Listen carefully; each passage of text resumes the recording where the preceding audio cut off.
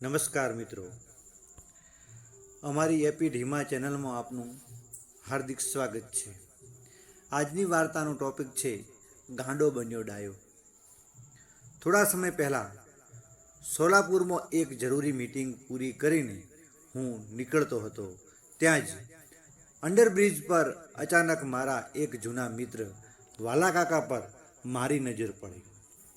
પોતાની જ મસ્તીમાં મસ્ત અને કૂતરાઓની ફોજ લઈને જતા મારા એ પ્રિય સાથે વાતોમાં મેં ક્યારે 1 કલાક વિતાવી દીધો એની મને ખબર જ ન પડી.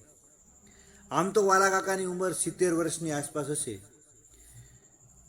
દુનિયાની કોઈ પરવા કર્યા વગર પોતાની જ મસ્તીમાં જીવવાના કારણે લોકો ભલે તેમને ગાંડો કહેતા હોય, પણ અમારી વચ્ચે એક અનેરી અને પવિત્ર મિત્રતા હતી.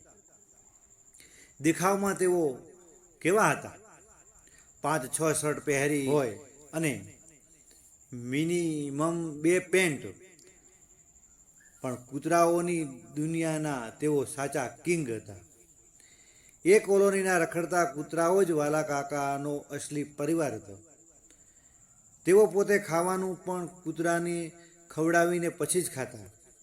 રાત્રે સૂવા માટે તેમની પાસે કોઈ પાકું મકાન કે જગ્યા નહોતી.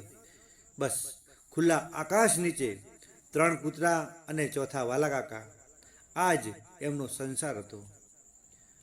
અમે લગભગ 1 વર્ષ પછી મળી રહ્યા હતા, છતાં એમણે મને તરત જ ઓળખી લીધો. વાલા કાકા બોલ્યા, તમે તો પેલા મેડિકલવાળા શેઠ ને?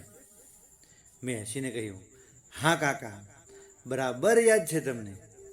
વાલા કાકાએ પ્રેમથી પૂછ્યું, શું જોનભાઈ, તમારા માટે ચા લઈ આવું? મેં જવાબ આપ્યો, ના કાકા, હમણાં જ પીધી છે.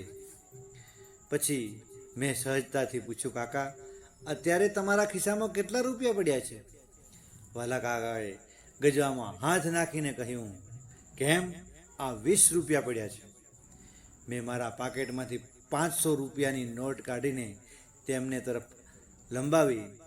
500ની નોટ જોઈને વાલા કાકા બોલ્યા, મારી પાસે 20 રૂપિયા તો છે, હવે આને શું કરવાના છે? મેં કહ્યું, રાખો કાકા, પછી ક્યારેક કામ આવશે. ત્યારે વાલા કાકાએ એ જવાબ આપ્યો, એ સાંભળીને હું સ્તબ્ધ થઈ ગયો. વાલા કાકા બોલ્યા, તો એક કામ કરીએ, તમારા આ 500 રૂપિયાના કૂતરાઓને બિસ્કિટ ખવડાવી દઈએ, એટલે મારું અને તમારું બંનેનું રહી જાય. તેમની આ ઉદારતા જોઈ મારું મન ગદગદ થઈ ગયું. મેં વાત બદલતા કહ્યું, કાકા, આજે એકાદું સરસ ગીત તો ગાઓ. અને વાલા કાકાએ પોતાની ધૂનમાં ગાવાનું શરૂ કર્યું.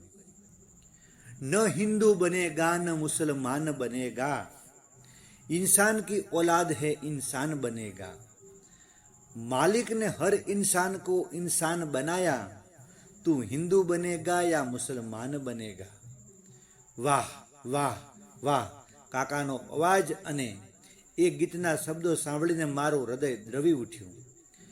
મેં વિચાર્યું કે આજે આ આખા સમાજમાં લોકો મારું મારું કરીને સ્વાર્થમાં જીવી રહ્યા છે, અને જેને લોકો ગાંડો સમજે છે તે સમાજના ડર વગર પરમાર્થ કરી રહ્યો છે. આ કથિત ગાડા માણસને પણ ખબર છે કે વસુધૈવ કુટુંબકમ એટલે કે આખી ધરતી જ આપણો પરિવાર છે.